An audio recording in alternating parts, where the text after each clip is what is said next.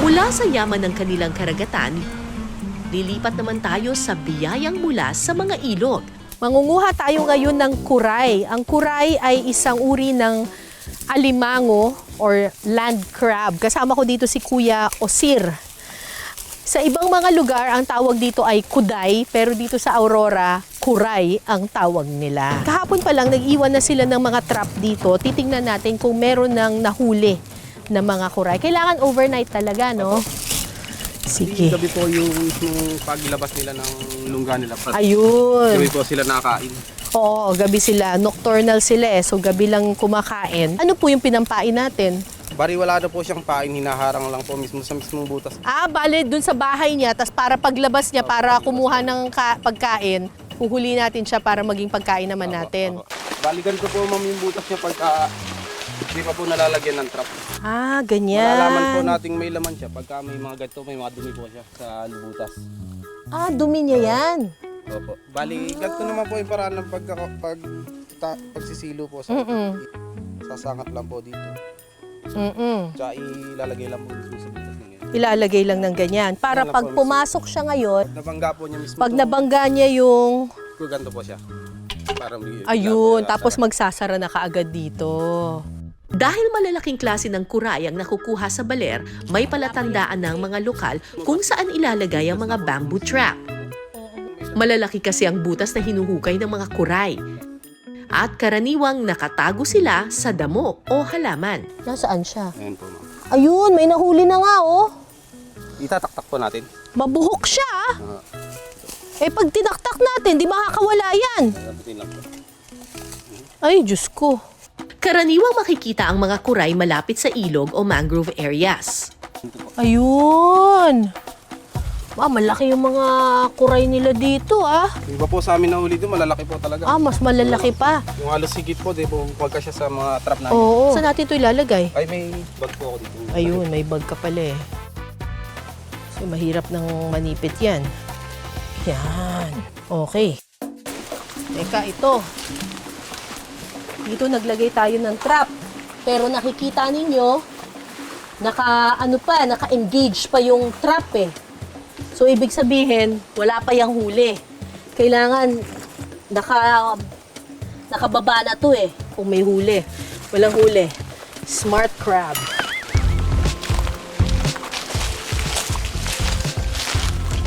Mukhang may nahuli na tayo. Kasi kung titingnan ninyo yung pain na to, natanggal na yung pan-trigger. Ibig sabihin, may huli na dito. Meron nga! Buhay pa! Mukhang malaki siya. So, itataktak na natin to. Ayan siya, Kita mo? Itataktak na natin to. Tanggalin ko na dito. Ayan.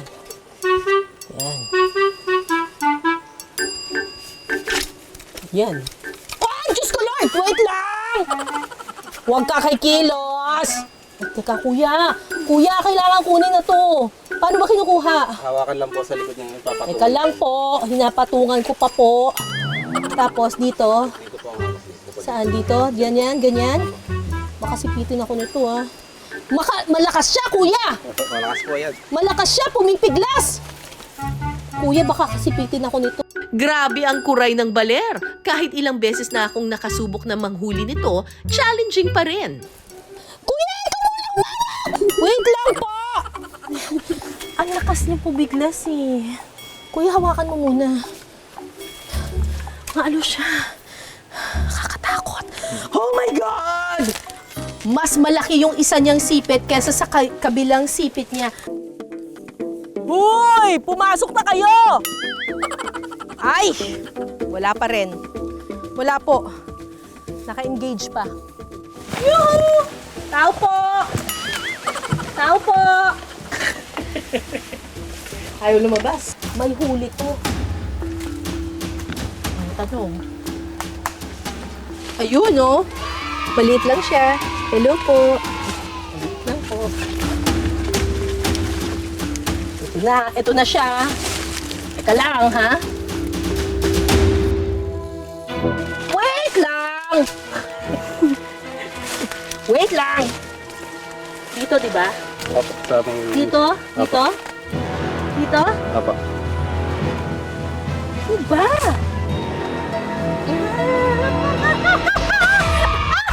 Aray! Iniipit ako dito!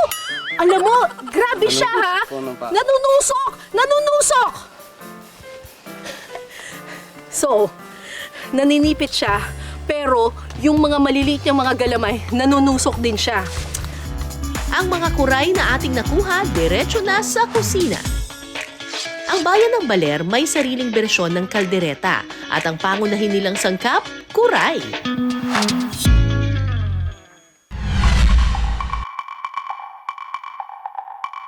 Sa kawali, una munang magpapainit ng mantika at margarine. Igigisa ang bawang at sibuyas.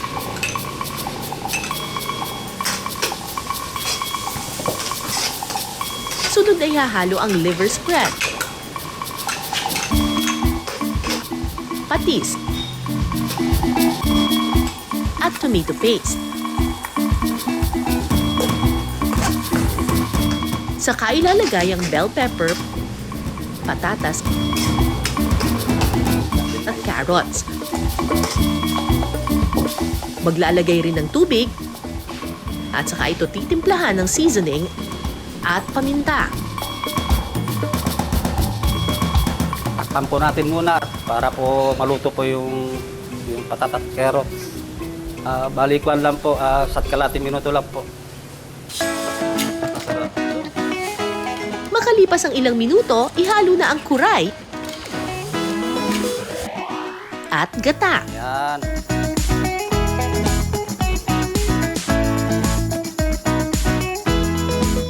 Huling ilalagay ang mais.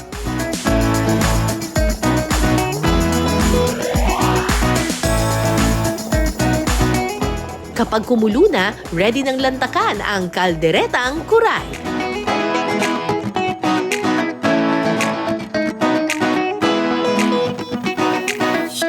Eto na!